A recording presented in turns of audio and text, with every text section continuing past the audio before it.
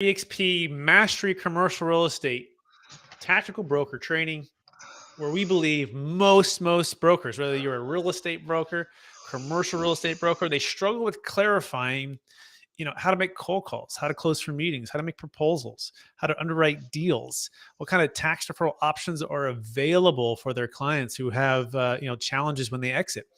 How to eliminate a need for the 1031 exchange. In other words, how to solve problems.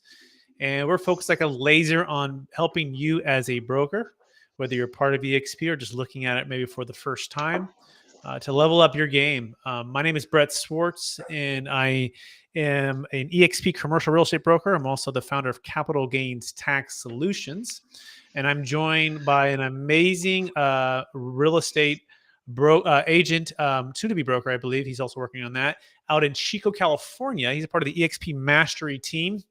We're building a full national kind of really team and business with those who are in real estate and interested in joining a team that really adds value and thinks about ways to help others, help one another to build their businesses and help their clients out. Brent Silverbauer. Brent, how you doing, brother?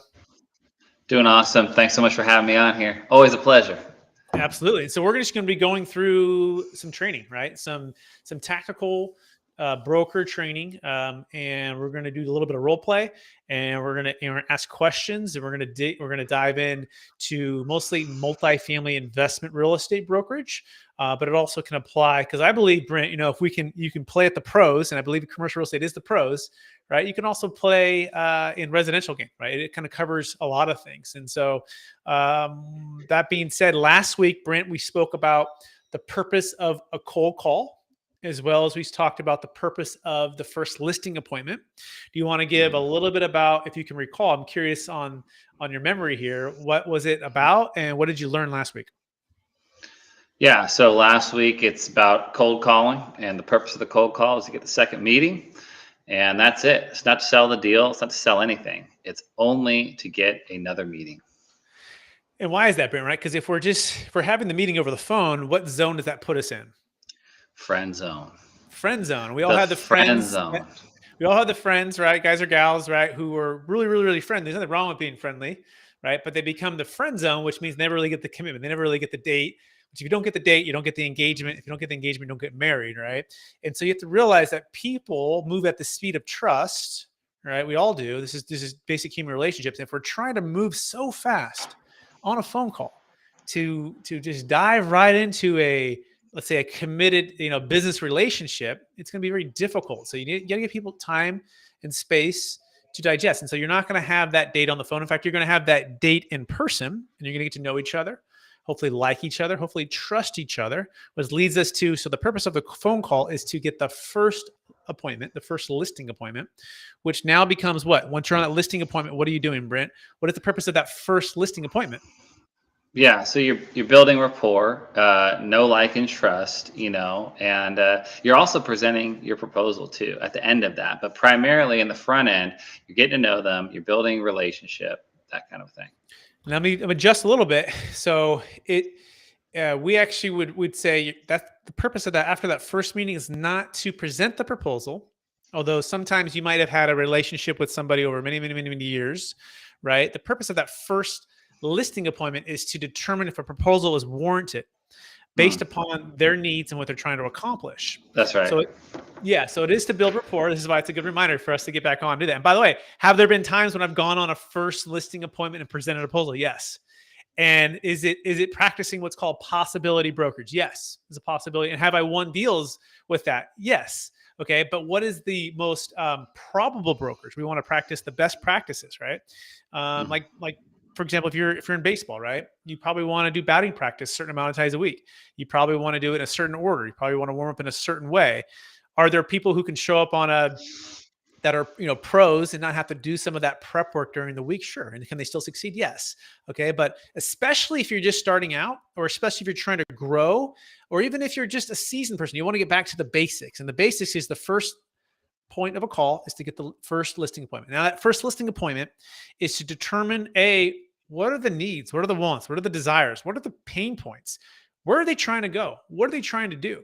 right? And you're just asking a lot of questions. In fact, 80% of the time should be them talking and them expressing their story, their motivations, their ambitions, right? Their pain points, their desires for their wealth, for their time, for their energy, for their property, all of these things. And as you're absorbing that, you're like a good doctor. You're going to be taking good notes, right? Mhm. And at the end of that, first listing appointment, you're going to determine, is an X-ray necessary? Is an MRI necessary? Man, is surgery necessary, right? Or is there something we can do where you don't need to do all those major things? In fact, you're probably in a good spot. And like a good real estate broker at fiduciary looking out for them, you're not trying to get them to sell.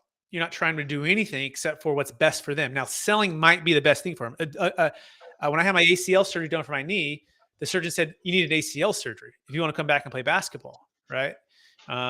You're going to get an MRI, we're going to get an X-ray, right? But we took these steps and these processes, right? And so the purpose of this whole meeting is just to determine what their motivations are, if there's true motivations, and if your service of listing and selling the property is necessary. And as a part of that, to determine if a proposal is warranted. And that proposal is like the X-ray, it is like the MRI, right? And that is to be presented at the second meeting, right? So there's the phone call, there's the first listing appointment, and there's the second meeting, which is the proposal. So say that back to me. What does that make sense? Or make sure you understand that. Yeah, totally. I just, like you said, I've been in situations where, that first call or meeting is, also in conjunction with the proposal, probably because the first phone call was more than just getting the first meeting. But you're right. Okay. So first call, cold call, get the meeting to diagnose if they need to sell, if they need to, whatever they need to do. Second meeting, then possible proposal presentation. Yeah. Second meeting would be to present that, right? And so one way we determine whether or not they actually have true motivation is we ask a question towards the end of this. And by the way, when you go meet with someone, practice asking open-ended questions. Mm-hmm. Tell me about how you got into this business, this real estate business. Mm-hmm. Tell me about what you do in your daytime. What do you do in real life? Like, what's your regular day job? Tell me about your love for commercial real estate, multifamily investing. Tell me about the hardest thing you've had to go through as far as tenants are concerned with COVID. Tell me about your interest rate on your loan. Tell me about how rents are trending. Tell me about how student housing declines, are happening in Chico locally and how that might affect your occupancy. Like, what are your thoughts on that? So I'm just trying to really understand. And then I'm also going to mirror what they said. Mirror means saying maybe the last couple words that they just said and or summarizing what they just said and asking them to confirm that you're on the same page. All right. And you can start with, it seems like, it feels like, it sounds like. It seems like, it feels like, it sounds like. If I'm hearing you correctly, you're a little bit concerned that your adjustable rate mortgage, if it adjusts. So now I'm going to more close-ended questions, right? I start with open-ended, and now I'm going to more close-ended. It seems like you might be concerned. Or is it, people always also love the word no, right? They love to say the word no because it gives them a chance to feel safe. In sales, we generally want to ask yes-oriented questions like, hey, does that make sense? And this is one of my ones that I've got to like retrain my brain because I've always been, hey, does that make sense? And then yes. Well, sometimes when people are always just saying yes to that, they may not feel safe about what else could be there. So you might try to reword that to say something along the lines of, does that sound unreasonable to think that if interest rates were to adjust on your mortgage, that it could be, it could hurt your cash flow? No. Right. Mm-hmm. And so you start to really work with them, talk with them. And as you're diagnosing these notes, right, you're going to move to a point where you're going to ask this question. And this question is basically a conditional agreement question, right? Basically, it's like, if this, would you, or if there's anything that would hold you back, would you? So Brent, let's see, we'll test you a little bit. What is that question? And let's practice asking it. Yeah. So you're talking about like a closing statement. Okay. Not a closing statement, but it's actually the statement that's going to bring some things out. But we're getting out of the friend zone. We're getting out of the friend zone with this statement. That one. Yeah. Exactly. Okay. Yes. Yeah. If we can agree on price and terms, is there any reason that you wouldn't go with me to exclusively list the property? You nailed it, right? Let's break that down. And you might word a little bit more, assuming we can agree on price and terms to your satisfaction, right? With the proposal that I bring back next week to address your 1, 2, and 3 concern, is there any reason why you wouldn't exclusively allow me to list your property? And you see how I'm starting to stack that value. If I'm not asking these open-ended questions and if I'm not addressing their concerns, their challenges, their pain point, their desires, this question is not going to be as strong. So you said a short one, but I want to expand it a little bit more. So let's imagine their pain point was interest rates, it was student housing, it was price, right? And I would say something along the lines of, it seems like there's some motivation to sell if these 3 things are, are true. And if I come back with a proposal, I'm going to spend time and energy putting this together for the next, week or 2. I'm going to study the rent comps, the sales comps. I'm also going to show you stats that show what we're referring to with the student housing declining and why this is actually a big concern. And assuming we can agree on price and terms, and to your satisfaction, I answer 1, 2, and 3 that we just talked about. Is there any other reason why you wouldn't allow me to exclusively list your property for you and sell it? And then you want to be quiet. And they're going to think. And I'm going to say, well, Brent, what about your fee? Let's talk about fee. What questions or thoughts do you have about fee? Well, in the past, we just want to have a good deal, Good deal. Tell me, what does a good deal look like for you? Happy to talk about that. See how I'm mirroring what they're saying, right? I'm not just negotiating against myself and just automatically giving a number, right? Because what does that mean to them, right? What does that? We don't even know. We don't know. We don't know if 6% or 5% is the number, or why they might have these thoughts. So tell me about that. What are your concerns, or what are your thoughts, or what have you done in the past? Well, in the past we negotiated this other deal. It was pretty good. Well, tell me about that. What about that deal? What? Tell me about their marketing, their energy, and their investment that they made with the fee. Now I'm digging into this a little bit, right? But I'm not overcoming it. Okay, I'm just asking them about it, and I'm going to get all of that out about what their concern is and where they're at there. And I'd say, so it seems like fee is definitely a thing that you'd want to talk about and work with. Am I hearing you right? Yeah. Okay.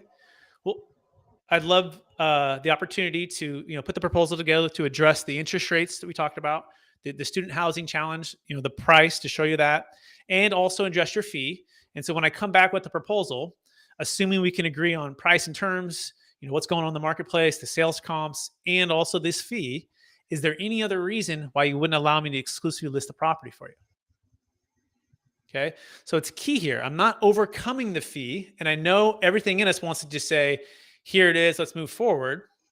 But I'm trying to draw anything else out, which might lead to, well, I've got this broker that helped me put the deal together, right? And he's a really good broker and I really like him. Tell me more about that. Tell me about your relationship. Tell me about the deal. Tell me about his expertise. Tell me how local he is. Tell me about it. Really flesh that out, right? And now I'm stacking it again, right? All the way through. Assume we can agree on price and terms. And I can show you how, as here's a local broker, I can represent you in a way that's going to get you the highest price, the best terms to your satisfaction.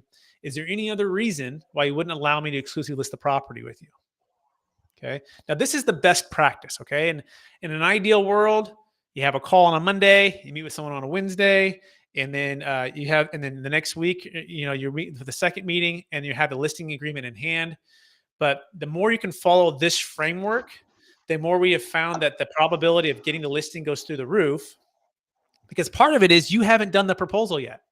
And in fact, if you're spending all of your time and energy in doing the proposals and coming on the first meeting, you'll probably have a very low listing percentage rate in general, right? And or if you were to go in this way, you're gonna 3x your business, okay? Because you're only going to work with motivated sellers, right, who are committed to working in a business relationship and aren't going to just take your information and shop it against the next agent. Mm-hmm. And I had to learn this the hard way many times, right? Because if you don't dig into each of their objections, they're just going to take what you gave them, especially if you walk in with a proposal right away, and they're going to walk it over to their other broker. They made no commitment to you except to meet with you, right? Basically to go on a date. and they went on the date with you, and they fulfilled their obligation, and you've given them everything they want. It's, great. I got the proposal. I got his fee. I got his thing. I got his, and you haven't asked them as a good business person to give you commitment if you deliver on what they actually want. You see that? So what thoughts do you have on that, Brent? No, it's excellent, and it's counterintuitive to some degree because obviously you're in the world as a salesperson. You want to sell, but you can't sell anything before you understand your customer. How do you sell something if you don't even know how it's going to benefit them? And so, it makes perfect sense. Understand before being understood. Understand what they need before you even try and sell anything. Because sales at the core of it is solving problems and helping them. And if you don't know what their problems are, then you have no clue. You're flying blind, basically, at that point. And and then they just take your information. If it's just information, you just present it. Hey, like, I'm the super smart guy. They're like, wow, you are a super smart guy. Thanks so much. But I have another agent. You're going to help me sell it with this other guy. And I've had that happen too. Many times where I have the best presentation, all this stuff. Here's what's going on, the best stats about certain markets, and they just take it. Oh yeah, I already have another real estate agent. I was like, man, why am I even talking to you? I mean, thank you, but I am spending a ton of time, and it's a win-lose situation. The guy wins, I lose because I've just spun my wheels. You got it right. So what are the most common things that someone's going to bring up? Of course, they're going to bring up fee, right? Yeah. You're going to bring up length of the listing, right? Well, how long are you going to have the listing for? Mm-hmm. They're going to bring up, what's your marketing efforts going to be like, right?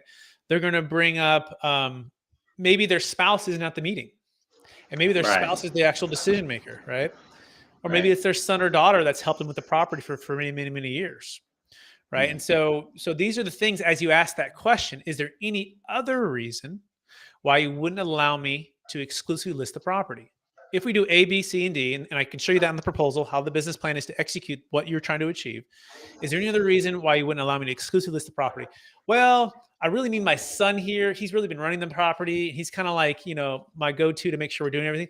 Fantastic. Love that. Thank you so much for sharing that. What's your son's name? His name's Jonathan. Awesome. Tell me about Jonathan. He manages the property. He helps does he want to own more property someday? Like, get to know Jonathan. Ask all those questions. Great. Hey, tell you what, let's have Jonathan at the next meeting, right? I think that's really important to make sure we're all on the same page.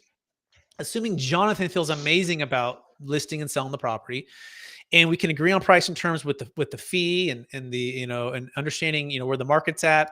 Is there any other reason why you wouldn't allow me to exclusive the property? It does, again, a couple things, right? It shows that you're actually really listening and really care, right? If you're not asking these questions and really helping them to draw it out, sometimes they don't even know until you ask them the question. And so the worst thing is to not draw this out. Again, back to the doctor analogy, right? The doctor shows up and he sits there, right? And he starts asking you questions, right? Tell me about how you feel, right? Where does it hurt? When did it start hurting? When does it hurt at certain times of the day, or this or that? Like, and you're like, as you're sitting there, like, well, now that I think about it, this, and this, right? Had he not asked those questions, perhaps he's completely off the guardrails and doesn't even require that MRI. But because he has you thinking about what actually has happened, then it actually gets to the root of what's happening. So the same thing is true with the seller who's sitting there listening to you. They're going to say, in fact, yeah, I do need to make sure my son's on board, man. And had you not asked that question, they might not have brought it up. And then guess what happens? They call their son, or you present the proposal next and he's not there. Then all of a sudden you've gone on the second listing appointment and the son wasn't there. He feels left out, and the mom or dad doesn't want to, hurt the son. In fact, this happened to me, right? I literally went through the first in the proposal to find out at the very, very end of the second meeting, after doing all the work, that their son was getting a real estate license and had an aspiration of selling commercial real estate. And he was feeling crushed that his parents were going to hire somebody else. And so I spent all the time and energy for everything. And that's why they didn't list the property with me. I remember it. Like, to this day, I'm like, oh my gosh. So whose fault is that? That's my fault. I didn't ask the questions, right? I didn't ask. I mean, by the way, I still think I did actually ask that question. Sometimes it doesn't come out. But as best as you can, extract as much as you can so that you can serve them at the highest level. Does that make sense, Brent? Yes, it does. Absolutely. All right, now we're going to move into a Q&A part of this part. So, Brent, what questions do you have this week on commercial real estate brokerage or deals you're putting together? Yeah, I got some specific questions, especially one right here. So you were on a call with me with some sellers, 8-unit, small multifamily boutique broker, boutique kind of multifamily.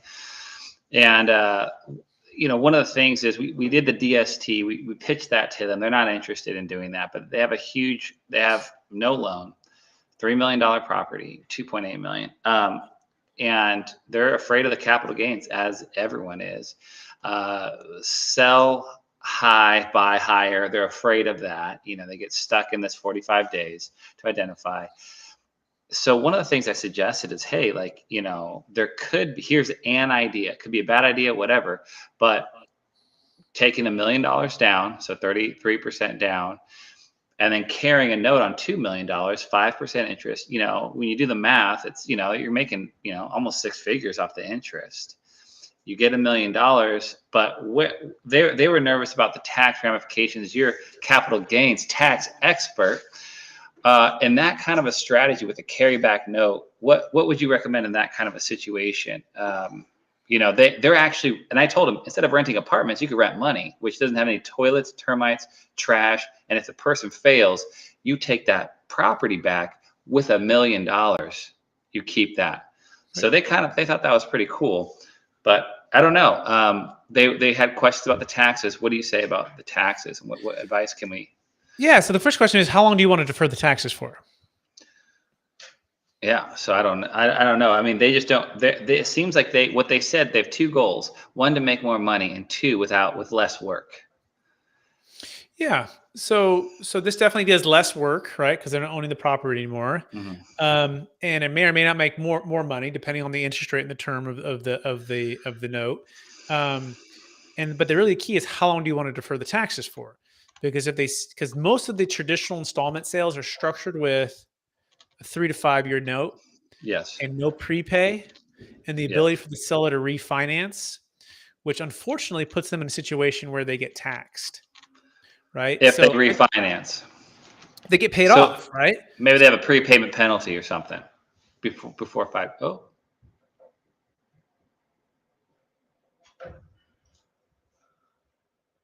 I lost you. Brett, if you could hear me, I lost you, man. You're gone off this thing.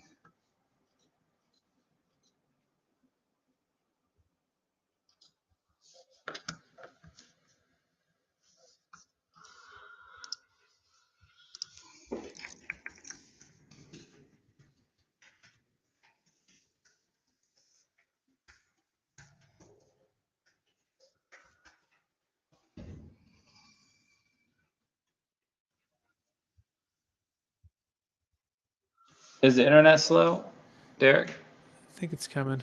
Okay, here we go. Can you hear me? I can hear you now. Okay, cool. Yeah, I'm not sure what happened. I think I actually just got a little glitch in the system there. Glitch in the matrix. Let me see. But you can hear me. Okay, so yeah, so depending on how long they want to defer it for. So the biggest thing with the traditional installment is they're typically lower in time frame. You forfeit the 1031, and people typically pay you back, honestly, within like 1 to 3 years is what I've seen. They get into a deal and they tie it up and they close quickly, and it's great for the buyer because they're typically able to get a lower interest rate, but it's typically not best for the seller, because what could you have done with the difference on those funds, right? And then on top of that, when they pay you back on early, typically, then it's now you're paying the tax. And so that's the challenge with the traditional installment sale. That's just not great. So you got to ask them how long you want to defer the tax and make sure they're not getting caught off guard. That I had this happen. In fact, there was a seller here in Sacramento, long-term client of mine, and same thing. I said, "Hey, deferred sales trust is the way to go." He's like, "Yeah, but for whatever reason, I just can't get comfortable with it." Okay, great, no problem. You can, he's, "I'm going to do a traditional installment sale." I said, "Okay, it's up to you. It's your deal." I told him the downsides of it. And sure enough, within a year and a half, they paid him off. And he's like, "Oh, I didn't think they'd pay me off so soon. They told me to wait like 5 or 10 years." And I'm like, "Well, did you put a provision in there that they couldn't pay you off early?" "No." "Well, now I'm faced with like over $1.5 million of tax." And he was really upset.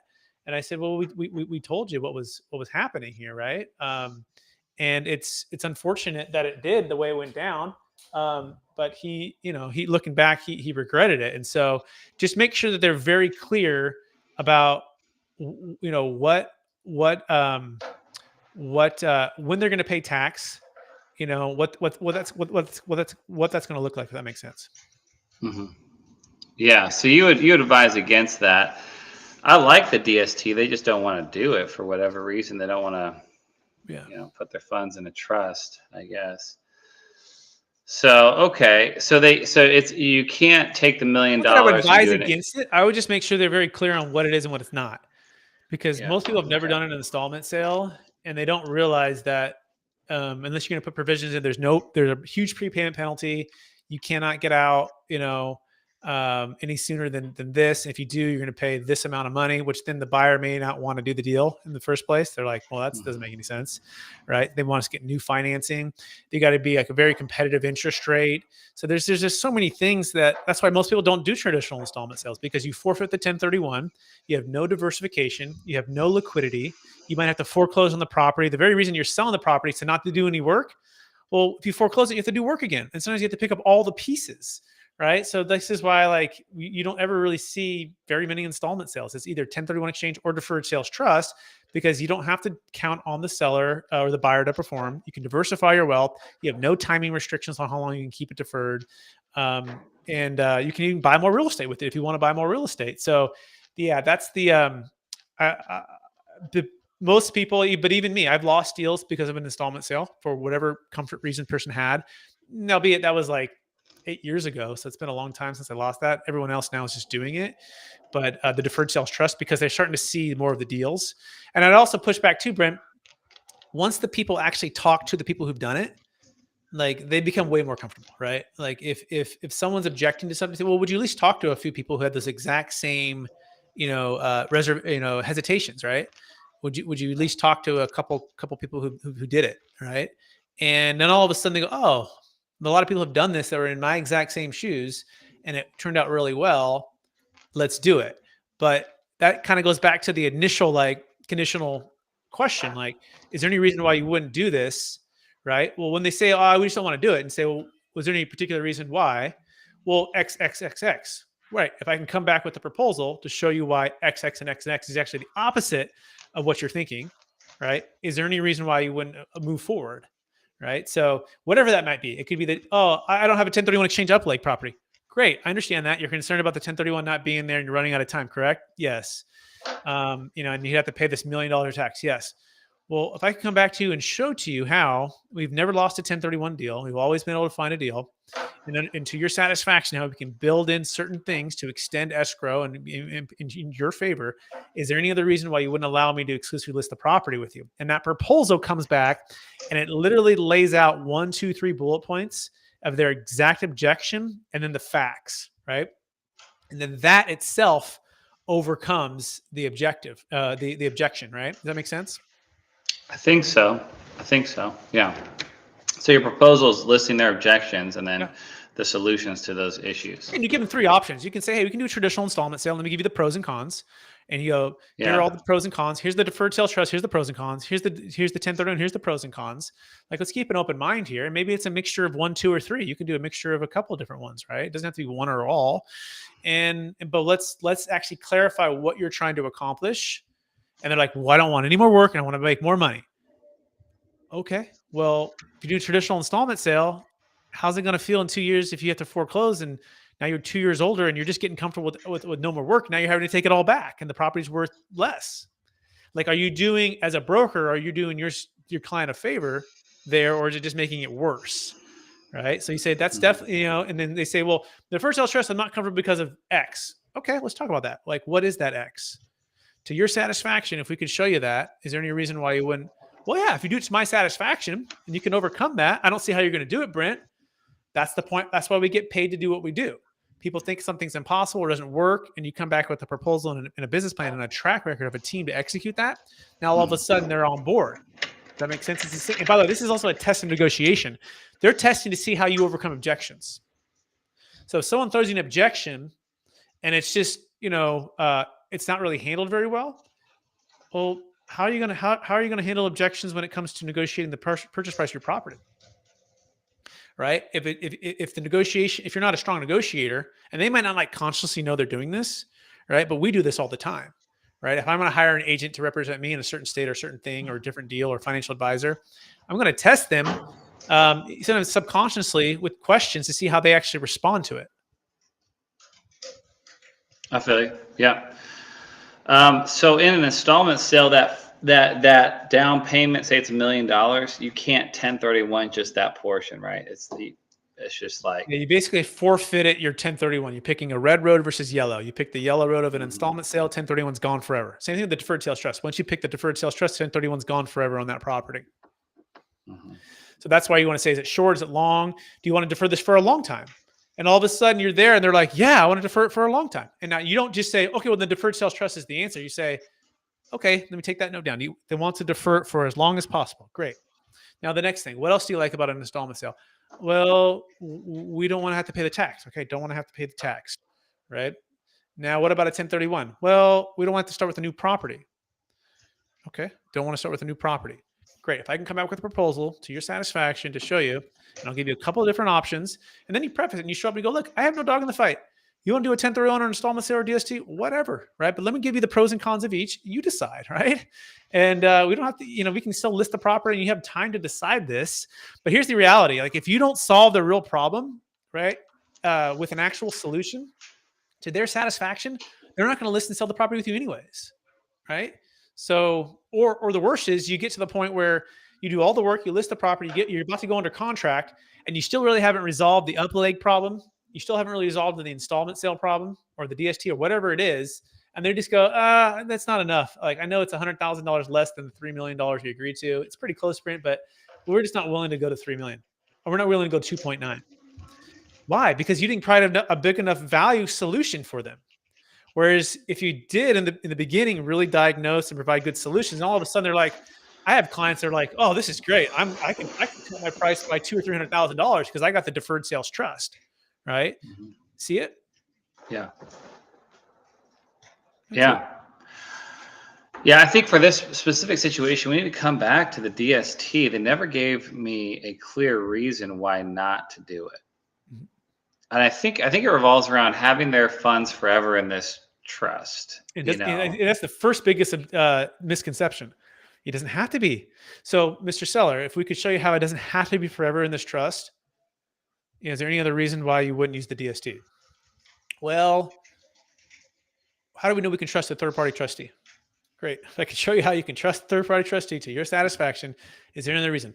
Well, it's the ongoing fees. If I could show you how you can make the DST an investment, not an expense to your satisfaction, is there any other reason why? Right? You get those things out, right? And then you present the proposal and you say, here's how this answers this, this, and this. And you use that same concept for anything else that they're objecting to. And here's how we're going to execute that to your satisfaction. Yeah, I think for this specific situation, we need to go back to the options. Yep. So what I would recommend is a proposal, right? So to say, hey, we talked about this, this, and this, right? And I want to bring specific options for you for that exact thing. And let's work through that. But it would be really, really helpful for me before I put this all together to really understand what is it about that you're trying to accomplish. And by the way, on a scale of 1 to 10, how serious are you about not having to do the work and deferring the capital gains tax? I'm a 10, Brent. Okay, well, if you're a 10, then we need a 10 solution. We don't need a 2 solution. That's a Band-Aid, right? In a traditional installment sale, it's just a Band-Aid, right? And obviously we know the 1031 is not your solution because you're just trading 8 units for 8 problems for 16 problems, right? So we're going to have to, there's a reason you haven't sold yet and listen with the broker because no one solved your problem. So, and again, and at the end of this conversation, after I present the proposal, and if the DST is not the solution, hey, then no problem. That's fine. No hard feelings. But I want, as a good broker and as a good fiduciary, I want to help you see why we're experts in what we do. But you've got to give us a chance to understand this. So, what are specifically, please, just be completely honest with me. What are the reasons? 1, 2, and 3. Great. Let me go back. Okay. And then also, too, you don't want to be the person who has all the answers. Great. Let me bring in a tax attorney. He's a genius. This is the edification part. In fact, Brett already introduced you to him, and he's a trustee, but there's other people that, who are amazing. This is all no cost, no obligation. These are some of the best tax attorneys in the country and CPAs. They created it 26 years ago. If I could get a few minutes of their time, would you be open to talking with them? This doesn't cost you, obligate you to anything. They're really nice people, I'm telling you. Yeah, actually, that would be really helpful, Brent. Wow. Can I bring my CPA on? Yeah, of course. Bring him on. Whoa, cool, good. Because I just was afraid to tell you that I needed my CPA to see us. And I just thought it would be too expensive nope. You can bring him on for an hour. We can talk about it. We can do 2 hours, whatever long we need to go. Now, all of a sudden that we call it the black swan. This is what Chris Voss talks about in his book, Never Split the Difference. Like, you didn't even know that black swan was there because you didn't dig deep enough, right? And all of a sudden that black swan changes everything. Yeah, his brother's a CPA and he has to say yes to it. Perfect. Bring your brother in. If we can get your brother to agree and feel good about it, so your satisfaction, his satisfaction, is any reason why you wouldn't do the DST. He's like, no, I do it all day long if he says yes to it. But I did a quick Google search and I called him and he said, oh, don't do it because of this, right? So you don't even know that until you ask the questions and you dig in, you push back, and then you invite them into a conversation. Right. It's good. I think in this situation, I need to have another follow-up about the taxes, about the capital gains. And we need to bring in their CPA, maybe, you again. I don't know if you have a CPA or someone that they would say, hey, this is an expert. We have the best. And so you have to have that conviction. So Brent, you still haven't been on the calls with the tax attorneys yet. So No. Emotionally, you haven't been there yet. So when you do, and I can invite you to all my next calls so you can be a part of it, you're going to have that conviction, right? To say, these are the best, some of the best in the world at what they do at no cost, no obligation. Would you come onto a call and at least listen and be open-minded to what your objections are? Mm-hmm. And if they're not to that, they're probably wasting your time, right? On a scale of 1 to 10, with 10 being you don't really want to pay the tax and it's holding you back from selling. How serious are you? I'm actually only a 2. Well, you're saying you're an 8, but you're really only a 2, because an 8 or a 9, you'd come onto a call. If we had the cure for cancer for whatever you're trying to solve, you'd come and listen, wouldn't you? Yeah. Okay, great. Come on the call. I'm telling you, we're all really nice, great people. There's nothing to be afraid of. And if you're afraid after or concerned, no problem. Don't have to do that structure. But I really do believe the conviction of everything you're telling me, this can be the best, amazing solution for you and your family. So would you come on the call, right? And don't try to overcome it yourself, because you've never done a DST deal, right? Bring on the experts who've done thousands, billions under management, 26-year track record with people, guess what, just like them, who had the exact same objections and were able to overcome it. Yeah, that's how I would approach that. Does that make sense, Brent? Yeah, absolutely. I think that's my next action step. All right, so we're out of time here. We're going to be back. By the way, go to expmastery.com if you want to consider joining Brent and I, being a part of our dream team that we're building across the country of brokers. You can be an M&A advisor, a business broker, a commercial real estate, a residential agent. We want to bring in the best of the best, and we want to help our clients at the highest level. And we do these type of tactical trainings every single week. And if you're on the YouTube channel, you can go to expertcresecrets.com. If you're not, you can subscribe for more content like this. And if you want to sell anything, if you're a client listening to this, we are experts in all real estate, really across the country. We have the best of the best, residential or commercial. You can reach out to us and we'll put you in hands with one of our team members or one of our business partners. We're part of one of the largest, fastest growing real estate companies, brokerages in the world. And of course, if you want to exit highly appreciated assets, you can go to capitalgainstaxsolutions.com. You can learn about this whole deferred sales trust thing we've been talking about this whole time. Like, what is that? We have a book coming out with Kevin Harrington from Shark Tank. And if you want to connect with Brent directly, Brent, how can they find you? Yeah, just Brent at Brent Sells Chico. You can go to my website, BrentSellsChico.com. Awesome. We'll see everyone next week. All right. Bye now.